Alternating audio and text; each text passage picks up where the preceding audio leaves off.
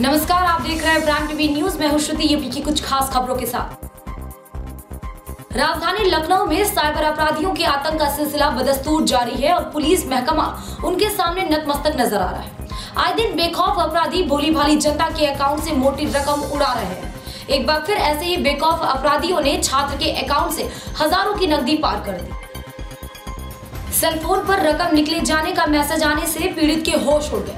इसके बाद पीड़ित ने हजरतगंज कोतवाली स्थित साइबर क्राइम सेल पहुंचकर पुलिस को आपबीती सुनाई। पुलिस केस दर्ज कर मामले की पड़ताल कर रही है। मेरा एटीएम से पैसा निकल गया है 7,000 रुपये। जो एटीएम मेरे पास था मैं यूज़ नहीं किया, ना निकाला मैं बैलेंस जो निकला है वो भी दिल्ली में निकला है, कैश निकला है एटीएम से। आगरा के थाना मलपुरा क्षेत्र के पास रेलवे ट्रैक पर आज सुबह बोरी में बंद एक महिला का शव मिलने से इलाके में सनसनी फैल गई। बताया जा रहा है कि इस महिला को बोरे में बंद करके दो बाइक सवार ने रेलवे ट्रैक के पास झाड़ियों में फेंक दिया था।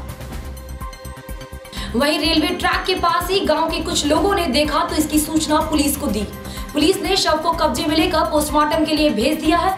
फिलहाल अभी महिला की लाश की शिनाख्त नहीं हो पाई है। पुलिस इस मामले में छानबीन कर रही है। सुबह 7 बजे के करीब सूचना प्राप्त हुई थी कि मीरपुर के पास में एक रेलवे ट्रैक पे शव पड़ा है। इसके संबंध में जब मौके पे पहुंच के देखा गया तो एक महिला का शव उम्र करीब 25-26 साल की रही होगी, वो ट्रैक पे मिला और जिसमें बॉडी का जो निचला हिस्सा था वो एक बोरे में डाला हुआ था और बॉडी को कब्जे में लेकर उसको पंचायतनामा पोस्टमार्टम के लिए भेजा गया है।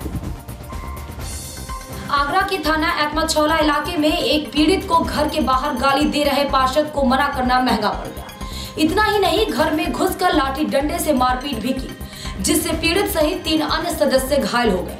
इस बीच पीड़ित ने अपने बचाव में 100 नंबर पर डायल किया तो आरोपी ने उसका फोन छीनकर फिर से पिटाई कर। मैं अपने घर की ओर जा रहा था तो रास्ते में से अतुल आया, दशरथ का जो बेटा है, तो उसने कहा था हटा मोटरसाइकिल में, तो अपने घर पे चढ़ा रहा था मोटरसाइकिल। फिर उसने गाली गलौज की है मेरे साथ। मैंने जब उससे गाली गलौज करने को मना किया है तो उसने मारपीट चालू कर दी। वहाँ पे भूपेंद्र सभासद आए थे मारने के लिए। भूपेंद्र के दोनों बेटे आए थे। भूपेंद्र बीजेपी की पार्टी थे और ये दशरथ ये सट्टे का काम करता है और इसके 3 बेटे आए थे मेरे को मारने। घर में आके चढ़ाई कर दी और ये कहता है कि मेरी बीजेपी की मेरी सरकार है, मेरा कुछ नहीं बिगड़ा। भूपेंद्र शर्मा दशरथ है, सो मेरे लड़के को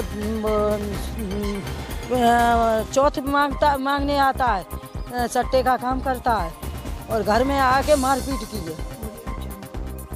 दरअसल पीड़ित की बाइक बीजेपी पार्षद के घर के सामने खड़ी थी, जिसे देख पार्षद के कुछ गुर्गे नशे की हालत में आए और शिवम के मकान के सामने गाली गलौज करने लगे। पीड़ित के रोकने पर बात इतनी बढ़ गई कि दबंग पार्षद मारपीट पर उतर आए। फिलहाल ये मामला थाना एतमाछौला में पंजीकृत हो गया है और पुलिस इस मामले की जाँच कर रही है। एतमाछौला थाने का ये मामला है कल का। इसमें 2 पक्षों में जो एक विवाद के बाद एक पक्ष के साथ काफ़ी ज़्यादा मारपीट की गई है। इसमें 4 लोग घायल भी हुए हैं, चोटें काफ़ी हैं। उन सभी का मेडिकल कराया गया है और एफआईआर दर्ज कर ली गई है और गिरफ्तारी के प्रयास चल रहे हैं।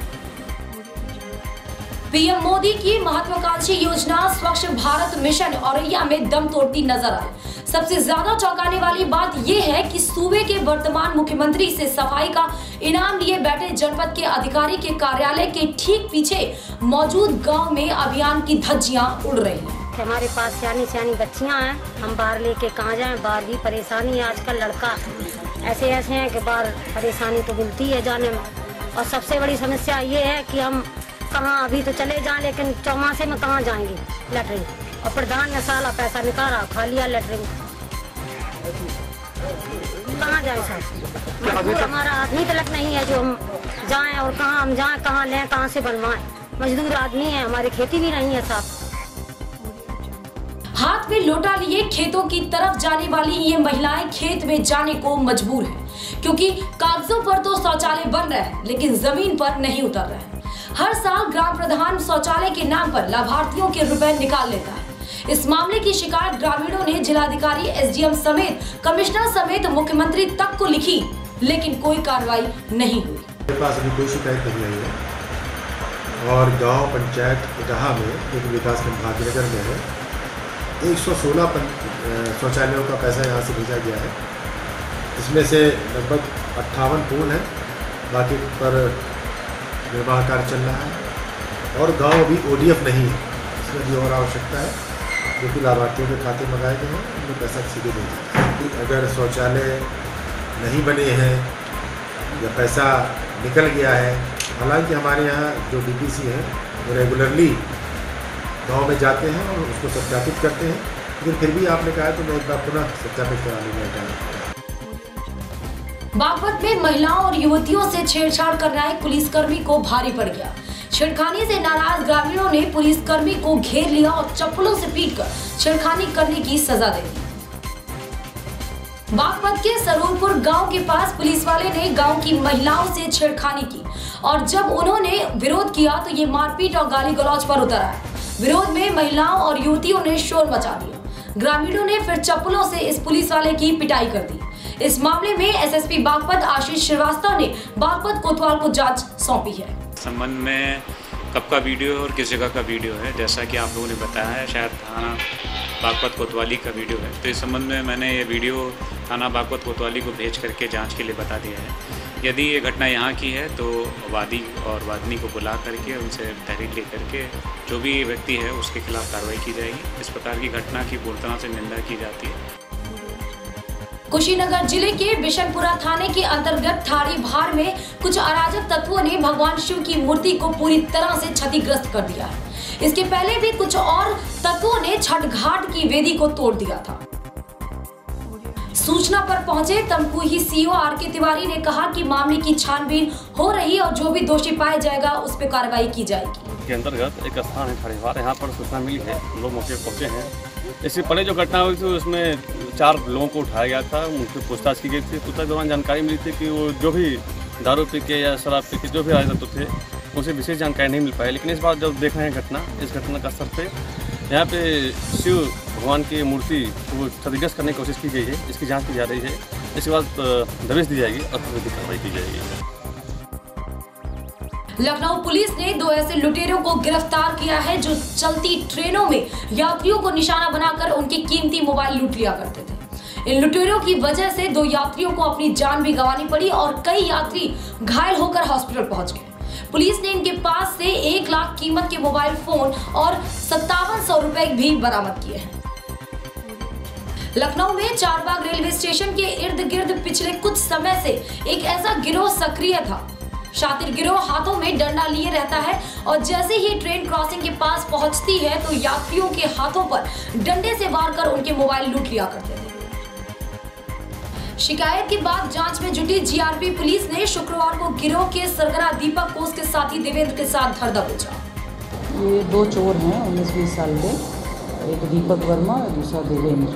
तो ये दोनों बच्चे रेलवे लाइन के किनारे मवैया में जब भी गाड़ियाँ स्लो होती हैं ये ट्रेन, तो ये डंडा मार करके उनका मोबाइल छीन लेते हैं, गिरा देते हैं और लेके भाग जाते हैं, या फिर उनके हाथ से भी छीन लेते हैं और लोग गेट के पास खड़े होकर के उसमें मोबाइल से बात करते हैं या सीढ़ियों पर बैठ करके गेट के पास, तो ये उनके हाथ से छीन करके भागते हैं। महोबा जिले में हो रहे अवैध खनन पर पुलिस और प्रशासन ने छापा मारा है। प्रशासन ने डहर्रा पहाड़ पर 9 ट्रैक्टर 2 LNT मशीनें सीज की हैं। साथ ही 6 लोगों को हिरासत में लिया है। इस मामले में पुलिस को अभी तक खनिज विभाग से कोई तहरीर नहीं मिली है और न ही आरोपियों के खिलाफ मुकदमा दर्ज किया गया है। फिलहाल पुलिस ने खनन उपयोग में लाई जा रही मशीनों और ट्रैक्टरों को अपने कब्जे में लेकर पूछताछ शुरू कर दी है। वहीं दूसरी ओर पुलिस अवैध खनन जैसे गंभीर मामले में खनिज विभाग के शिकायती पत्र का इंतजार कर रही है।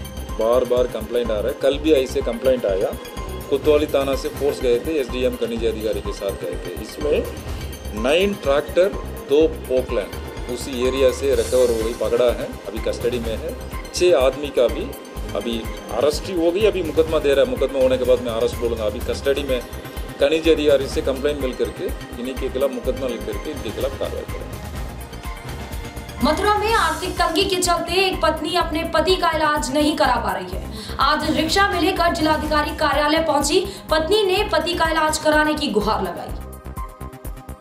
लक्ष्मी नगर के रहने वाले देवीलाल की रीढ़ की हड्डी में परेशानी है, जिसके इलाज के लिए लाखों रुपए चाहिए। घर परिवार की रोजी रोटी के लाले पड़ रहे हैं। जिलाधिकारी से मिलने पहुंची महिला लक्ष्मी अपने बीमार पति को लेकर कार्यालय के गेट के सामने लेट गई, जिसके पहले तो कोई सुनवाई नहीं हुई। जब मीडिया कवरेज हुई तो प्रशासनिक अधिकारियों ने सीएमओ को फोन लगाया और एम्बुलेंस बुलाकर पीड़ित को हॉस्पिटल के लिए भेजा।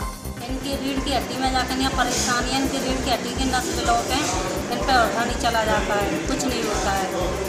और घर पे जाकर यहाँ 3 टप्पड़ सी जाकर डर रही है और बिल जाकर यहाँ बहुत आता है, मैं बिल खांसी जाकर यहाँ भरती हूँ। कितना पैसा खर्च होना की बीमारी में इलाज होना जो पैसा ही नहीं है हम पे, कहाँ से जाकर तो अब क्या किससे उम्मीद गुहार लगा रही हो पैसे की, कैसे होगी? तो डीएम के साहब आए हैं, डीएम के पास। मथुरा के प्रसिद्ध राधा रानी मंदिर में एक साधु ने मंदबुद्धि युवक को डंडों से पीटकर लहूलुहान कर दिया। मंदिर में चलते डंडों के कारण श्रद्धालुओं में हड़कंप मच गया। शुक्रवार को सुबह श्रृंगार आरती पर अधिक भीड़ होने के कारण राधा रानी के विग्रह को जगमोहन में स्वर्ण हिंडोल में झूला दर्शन कराए गए।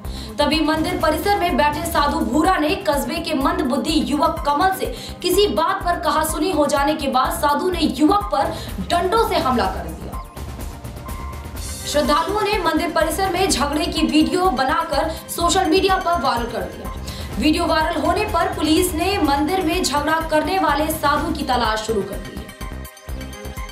कर्नाटक चुनाव को लेकर कांग्रेसी भाजपा के विरोध में सड़क पर उतर आए, जिसको लेकर फर्रुखाबाद जिला कांग्रेस कमेटी ने राष्ट्रपति के नाम एसडीएम को ज्ञापन सौंपा है। इस मौके पर जिलाध्यक्ष मृत्युंजय शर्मा ने बिहार, मणिपुर, गोवा और मेघालय चुनाव का उदाहरण देते हुए भाजपा पर गैर लोकतांत्रिक तरीके से सरकार बनाने का आरोप लगाया है। कर्नाटक में जो लोकतंत्र की हत्या की जा रही है उसके विरोध में हम सब आज धरना दे रहे हैं। जैसे कि उन्होंने मिजोरम, मणिपुर और गोवा में बड़ी पार्टी होने के नाते नहीं बुलाया और यहाँ उदाहरण दिया, तो कर्नाटक में बड़ी पार्टी बीजेपी है और अगर बड़ी पार्टी थी बिहार में और ये सब जगह तो पहले बड़ी पार्टी को बुलाया जाना चाहिए था। इसलिए ये हर तरफ चारों तरफ से गुंडई और उससे अपनी सरकार बनाना चाहते हैं, लोकतंत्र की हत्या करना चाहते हैं। इस विरोध में हम सब आज डीएम साहब के माध्यम से माननीय राज्यपाल को अपना ज्ञापन सौंप रहे हैं। गाजीपुर के असावर गांव में 17 मई को हुई युवक की हत्या का खुलासा करते हुए पुलिस ने 2 आरोपियों को गिरफ्तार कर लिया है। पुलिस के अनुसार अवैध संबंध के शक में युवक की हत्या की गई थी। करीमुद्दीनपुर थाना क्षेत्र के असावर गांव में रहने वाले युवक विकास का शव 17 मई की सुबह गांव से बाहर एक खेत में मिला था।